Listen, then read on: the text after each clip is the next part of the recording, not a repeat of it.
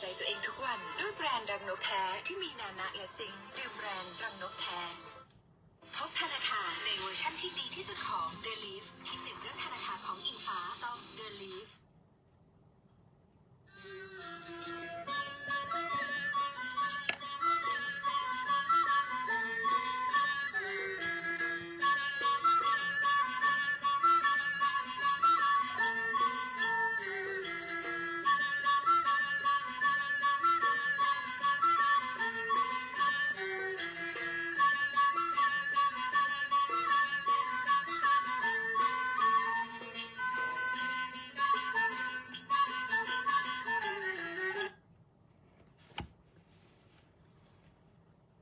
เจริญสุขสวัสดีท่านสาธุชนทุกท่าน กลับมาแล้วหายไปวันหนึ่งเมื่อวาน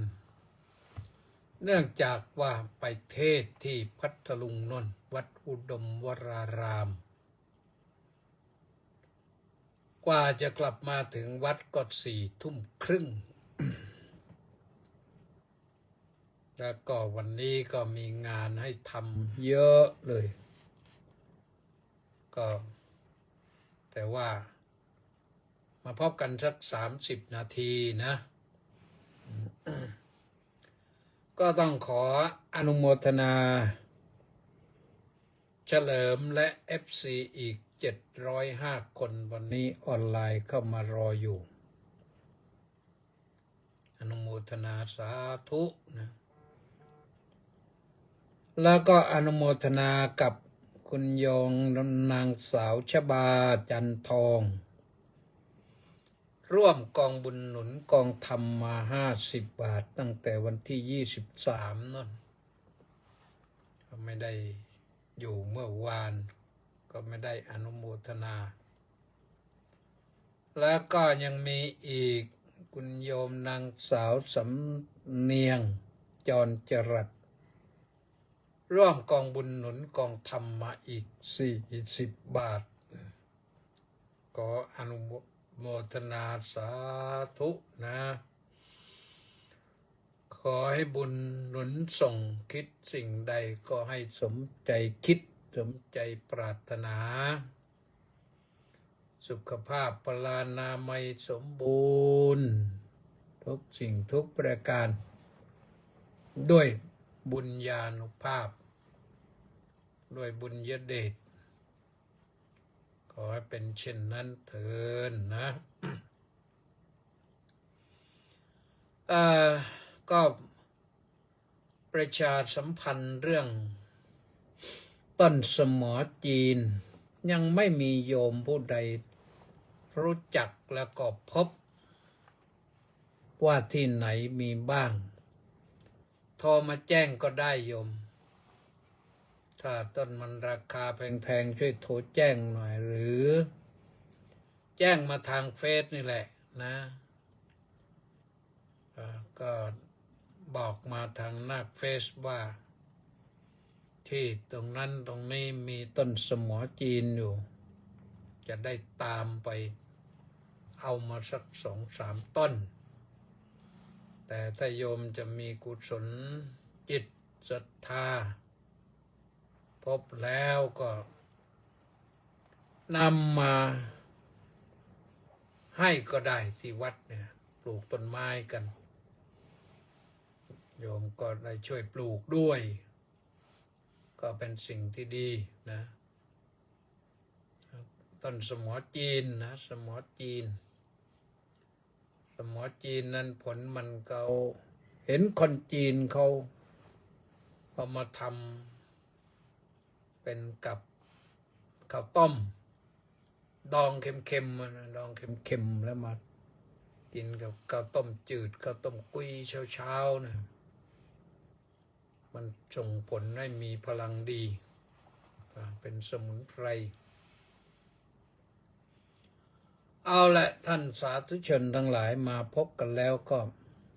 มีข้อคิดธรรมะมาฝากกัน30 นาทีนี่ไม่มากก็พูดกันได้ วันนี้ตั้งชื่อเรื่องว่า วาจาพาสุข วาจาพาสุขนี่พูดอย่างไร ก็วาจาดีนะ เป็นวาจาที่สุจริต เวลาใช้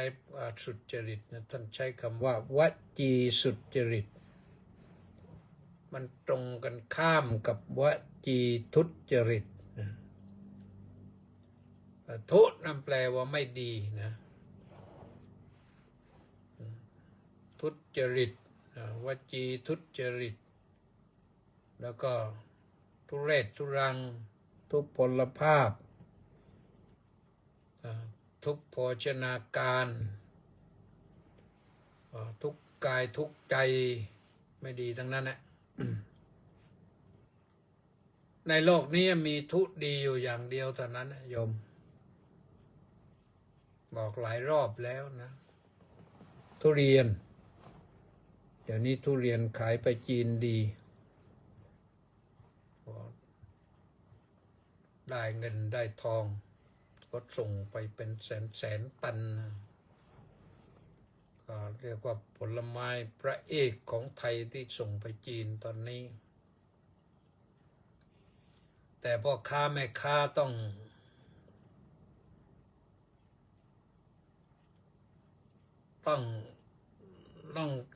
ตรงไปตรงมานะต้องสุจริตนะพ่อค้าเจ้าของสวนอะไรต่างๆอย่าไปตัดทุเรียนอ่อนส่งไปขายเขาแล้วก็อย่าได้ไป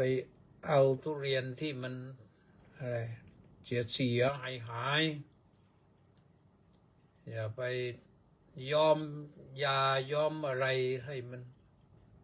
ให้เขาตรวจพบแล้วเขาตีกลับอย่างนี้โอ้โหเสียหายนอกจากเสียหายโยมที่ไม่ได้ตังค์แล้วก็ของก็เสียด้วย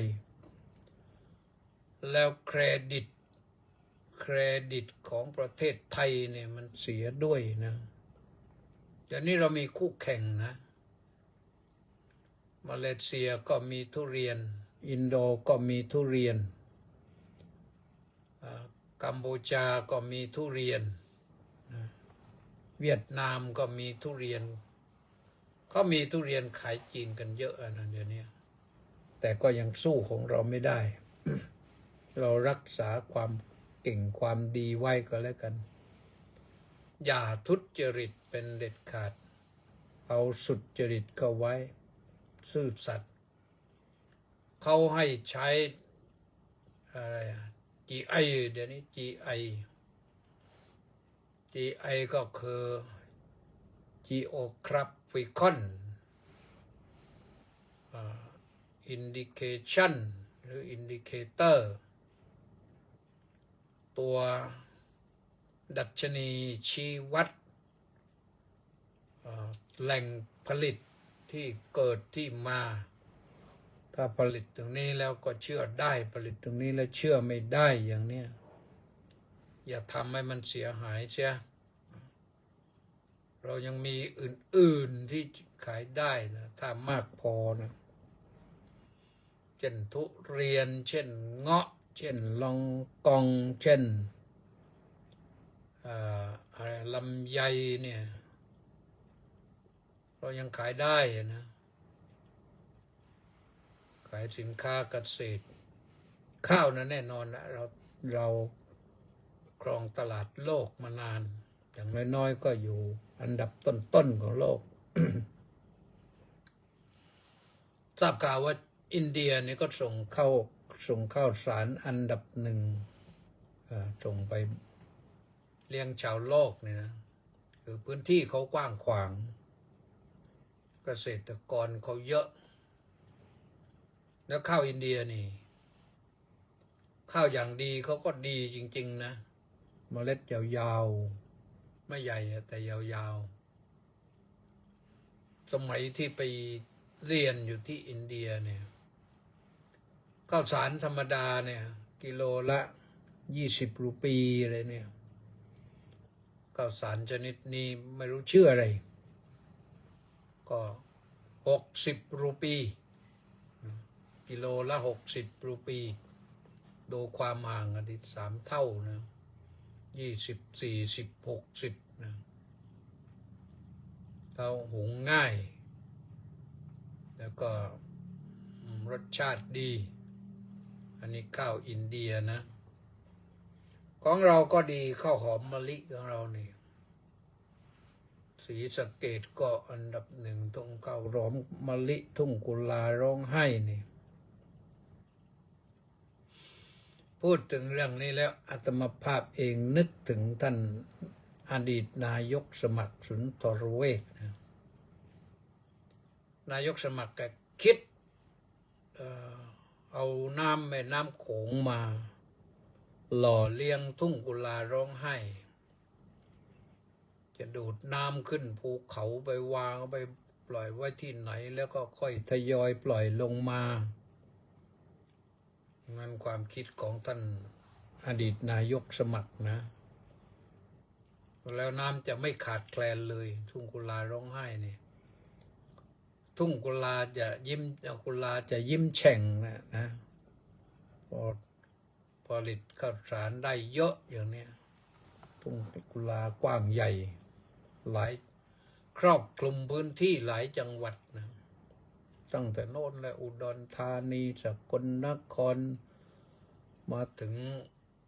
จังหวัดอะไรนะเฉียวๆมานี่แหละมาถึงศรีสะเกษนี่แหละพื้นที่กว้างใหญ่มากแต่ว่าตอนนี้ยังทำไม่ได้ควรจะทำได้แล้วที่จริงควรจะทำได้แล้วถ้าทำได้ก็ต้องลงทุนนะมันต้องลงทุนนะลงทุนหนักก็มันก็ได้หนักธรรมดานะเอาละท่านสาธุชนทั้งหลายอันนั้นก็ความคิดตามท่านอดีตนายกสมัครสุนทรเวชนะ ท่านคิดแล้วแต่ยังไม่มีใครมาคิดต่อยอดวันนี้นี่มานำเสนอวาจาพาสุขวาจาอะไรได้พูดอะไรที่พาให้เกิดความสุขอันดับแรกก็คือวาจาที่เราเปล่งรับศีลเนี่ยรับศีลให้ดังๆให้มั่นใจเลยรับศีล5นี่แหละเอาไว้ดังๆเลยปานาติปาตาเวระมณีสิกขาปะทังสมาธิยามิเป็นต้นนะแล้วศีลนี่พอรับแล้วรักษาจริงๆนี่ท่านก็สรุปไว้ให้ข้างท้ายนะสีเลนะสุขติงยันติสีเลนะโภคสัมปทาสีเลนะนิพพุติงยันติตัดสมาสีลังวิโสทะเยเพราะศีลนี่แหละสีเลนะเพราะศีลนี่แหละสุขติงยันติชาวโลกผู้รับศีลแล้วนี่แหละจะก้าวไปถึงความสุขได้สุขติงยันตินะยันตินี่แปลว่าไปให้ถึงความสุขได้ไปถึงสุขติได้สุขติเนี่ยหมายถึงความสุขในปัจจุบันและความสุขต่อไปถึงสัมปรายภพหน้าชาติหน้านั่นแหละไปถึงภพหน้าได้ ไปอยู่ในภพหน้านี่ได้อานิสงส์ของศีลไปก็ไปอยู่สบายนานๆนะเพราะฉะนั้นเวลารับศีลรับให้มั่นใจอย่าทำมุบมิบซุบซิบนะเรารับอย่างองอาจกล้าหาญกล่าวให้มันดังๆแล้วมั่นใจว่าเรารับแล้วเรารักษารับแล้วพาไปบ้านไปรักษาที่บ้านด้วยสีแลนะโภคสัมปทานเพราะศีลนี่แหละทำให้บุคคลได้โภคะ โภคสัมปทาสมบูรณ์ด้วยโภคะคือคนรักษาศีลดีแล้วนี่ มีโภคทรัพย์ทั้งภายนอกภายใน อยู่สบายนะคนรับศีลรักษาศีลแล้วจะไม่จ่ายฟุ้งเฟ้อฟุ่มเฟือยไม่จำเป็นนะไม่เอาเงินที่หาได้มาโดยความยากลำบากนะไปซื้อเหล้าซื้ออะไรต่างๆมันทิ้งใช่เปล่าๆนะไปซื้อเหล้าซื้อบุหรี่นี่มันไม่ได้อะไรเลยนะบริโภคเข้าไปแล้วมันนอกจากหมดเงินแล้วก็ยังสุขภาพก็เสียด้วยนะจะทำงานทำการก็ไม่กระฉับกระเฉงนะเพราะฉะนั้นก็เว้นใช่นะบุหรี่ก็เว้นเหล้าก็เว้นเนี่ยมันนำมาซึ่งโรคพอเป็นโรคก็แล้วโรคผอมบ้างหอบหืดบ้างโรคตับโรคไตโรคภายนอกภายในโอ้ยสารพัดโรคเป็นโรคแล้วก็ต้องใช้พวกกระซับบำบัดไปรักษาไปไม่ใช่ไปรักษาไปบำบัดไปกำจัดก็ต้องจ่ายอีกเงินที่ได้มาก็พอจะได้ใช้ประโยชน์กับชีวิตก็กลับไม่ได้ใช้เนี่ยสีแลนะนิพพุติงยันติเนี่ยรับศีลดีแล้วเราด้วยศีลนี่แหละจะไปให้ถึงซึ่งความสงบได้นิพพุติงซึ่งความดับความร้อนความกระวนกระวายความทุกข์ยากเดือดร้อนเนี่ยศีลทำให้เราอยู่สบายศีล5 ข้อนี่แหละดีกว่าอื่นๆเราเปล่งวาจารับดังๆแล้วก็มั่นใจเลยฝังไว้ในใจเลยไปรักษาให้ดีก็จะมีความสุขได้นะนี่วาจาพาสุขวาจาที่รับศีลอย่าพูดว่ารับศีลในใจไม่กล้าหาญไม่ทรนงองอาจไม่เปล่งวาจารับสิ่งที่ดีและจะดีได้อย่างไรนะประการที่2ก็คือเปล่งวาจาสวดมนต์นี่วาจาพาสุขเหมือนกันสวดมนต์จะสวดตั้งแต่ทำวัดเช้าทำวัดเย็นนี่ที่วัดนี่ที่วัดราชานี่นะน่าชื่นใจญาติโยมก็ไปสวดมนต์ทำวัดเป็นประจำเลยนะหลายคนไปสวดกันอยู่ก็น่าอนุโมทนาสาธุเวลาพระทำวัดเช้าทำวัดเย็นโยมก็ไปทำวัดเช้าทำวัดเย็นด้วยพอพระสวดมนต์ต่อก็สวดมนต์ด้วยนะสวดดูแบบก็ได้ไม่ดูแบบก็ได้ถ้าจำได้ก็ไม่ต้องดูแบบสวดบทหลายบทที่มีอยู่ให้สวดนะโดยเฉพาะอย่างยิ่งวันสำคัญก็จะสวดวันสำคัญทางศาสนานะพระท่านจะสวดธรรมจักรกับปวัตตนสูตรนี่ผ่านพ้นวิสาขะไปแล้วผ่านพ้นอัฏฐมีบูชาไปแล้วต่อไปก็ไปถึงวันอาสาฬหบูชาอีกอาสาฬหบูชาก็คือวันที่พระสัมมาสัมพุทธเจ้าทรงแสดงปฐมเทศนาคือธรรมจักรกับปวัตตนสูตรครั้งแรกเรียกว่าปฐมเทศนาและก่อให้เกิดพระสงฆ์ขึ้นพระอริยสงฆ์ขึ้นครั้งแรกทำให้พระรัตนตรัยครบทั้ง3 รัตนะ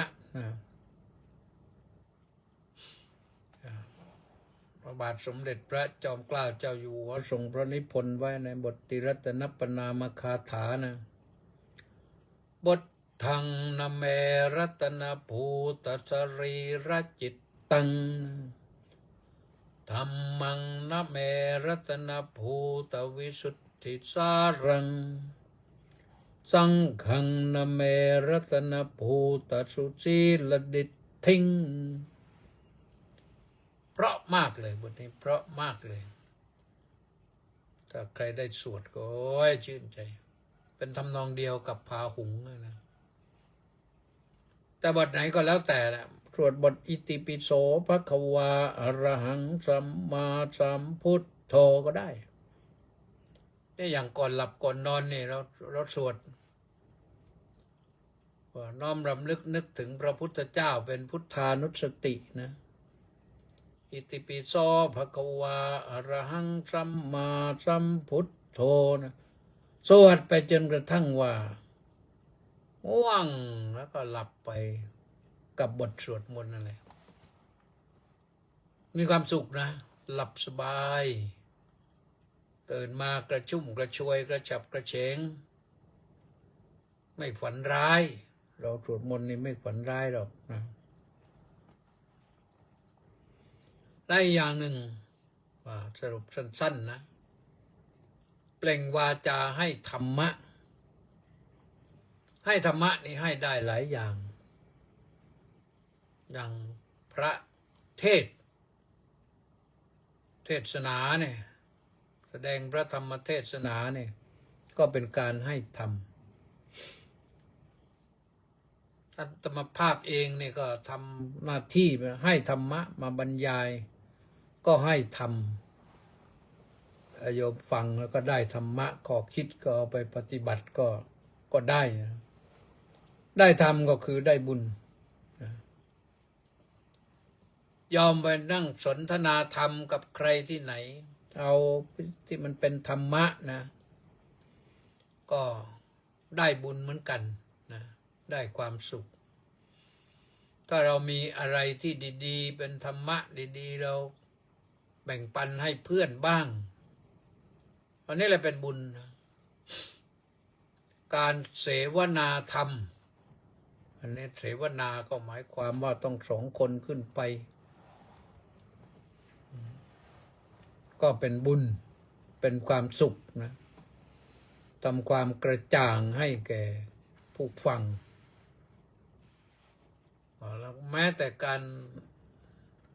อภิปรายธรรมมันก็หลายเทคนิคหลายวิธีการเหมือนกันนะการนำเสนอเนี่ยนะก็แล้วแต่สถานการณ์นั้นๆเป็นสิ่งที่เรื่องวาจาพาสุขทั้งนั้นแหละนะธรรมะทั้งหลายทั้งปวงที่มาปรากฏถึงเราเนี่ยก็เริ่มจากที่พระสัมมาสัมพุทธเจ้าตรัสรู้แล้วก็แสดงพระธรรมเทศนาไปทั่ว45 ปี45 พรรษาในพระองค์ก็เทศญาติโยมที่ได้ฟังก็จากพระโอษฐ์ก็ถือว่าเป็นบุญวาสนาเป็นสร้างบุญสร้างกุศลมาได้มาร่วมยุคร่วมสมัยกับพระสัมมาสัมพุทธเจ้าเป็นบุญของท่านเหล่านั้นเราทั้งหลายไม่ได้ร่วมยุคร่วมสมัยกับพระองค์ก็ถือว่าพระธรรมและพระวินัยนี่พระองค์มอบให้เป็นศาสดานะโยวอานันดะมยาธรรมโมจะวินโยจะเดสิโตปัญญโตโชโวมมัจเจเยนัสธาอานนท์เมื่อเราตถาคตล่วงลับดับไปแล้วธรรมใดที่ตถาคตแสดงไว้แล้ววินัยใดที่ตถาคตบัญญัติไว้แล้วธรรมและวินัยนั้นจะเป็นศาสดาของเธอทั้งหลาย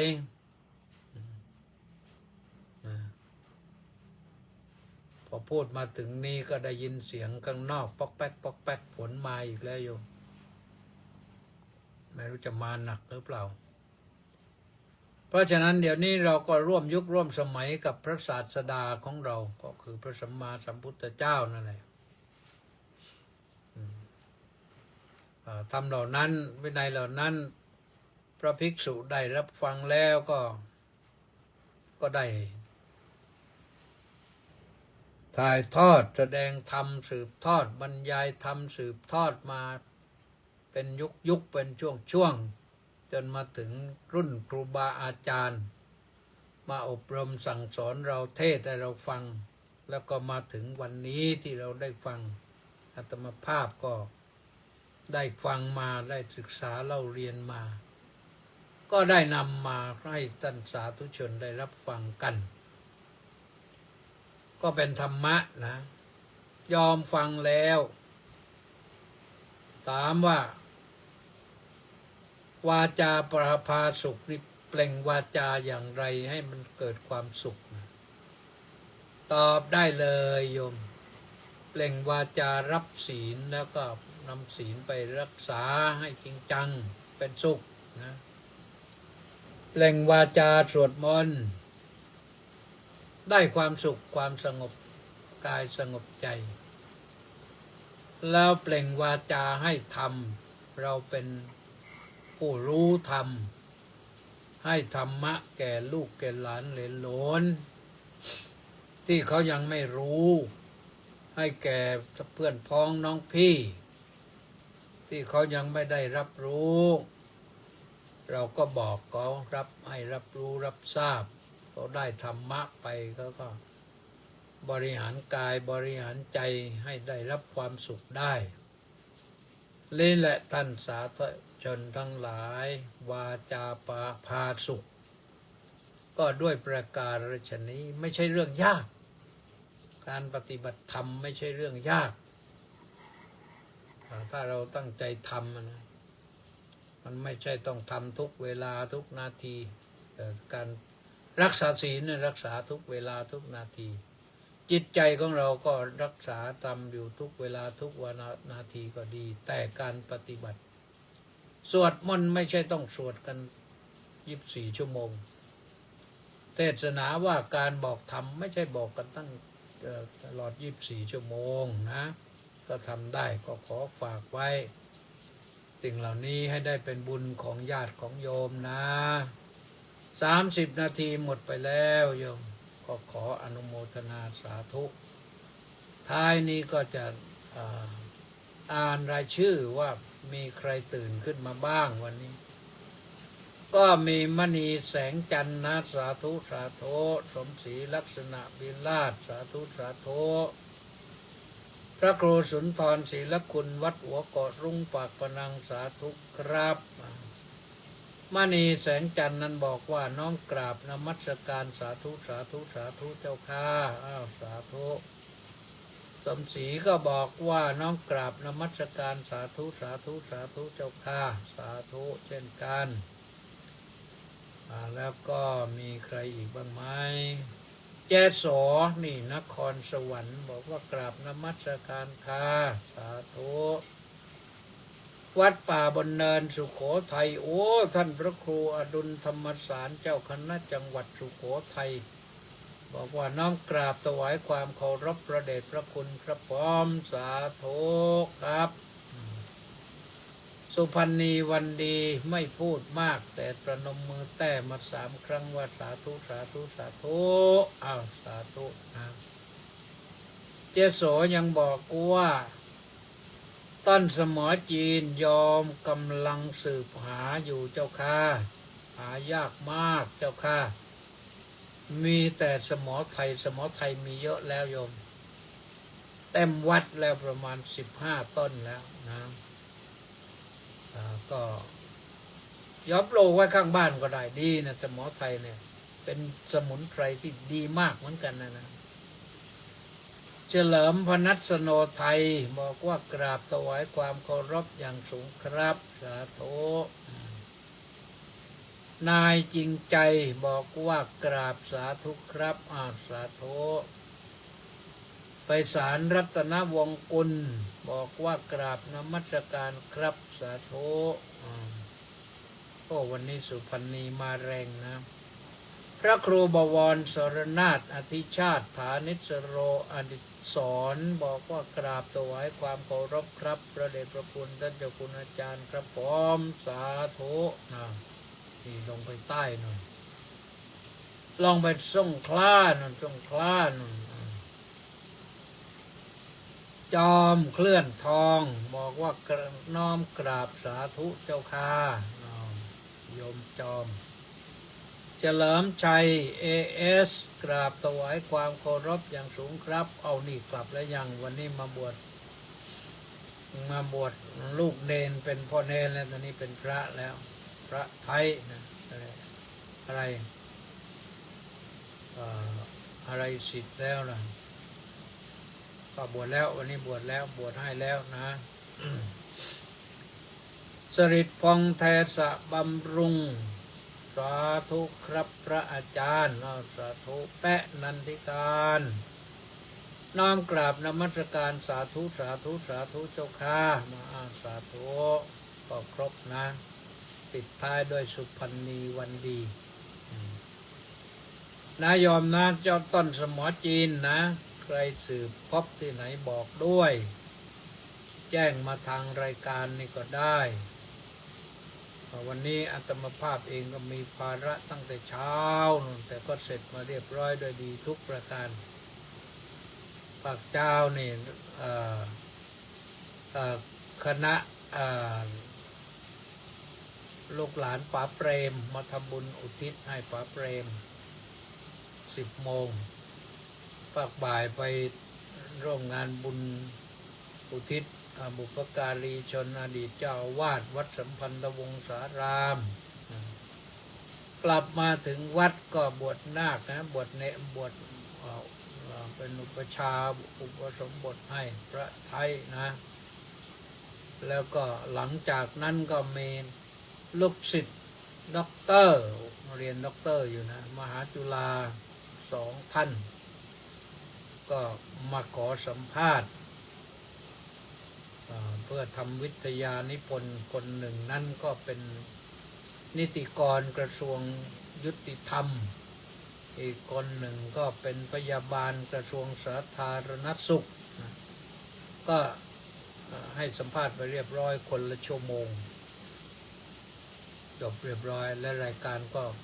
จบไว้เท่านี้นะยอมฟังอยู่ท่านผู้ใดพบต้นสมอจีนบอกด้วยนะจะส่งมาให้ก็ได้ต้นเล็กก็ได้ต้นใหญ่ก็ได้ถ้าต้นใหญ่พาลำบากเดี๋ยวอาตมาจะไปรับเองไปซื้อเองก็ได้นะขอให้รู้ที่อยู่นะ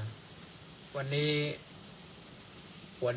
รู้สึกว่าลงหนักแล้วนะก็พอสมควรแก่เวลาค่อยว่ากันใหม่อีกวันนี้ก็ขอจบไว้เท่านี้สวัสดีขอความสุขสวัสดีจงมีแด่ทุกท่าน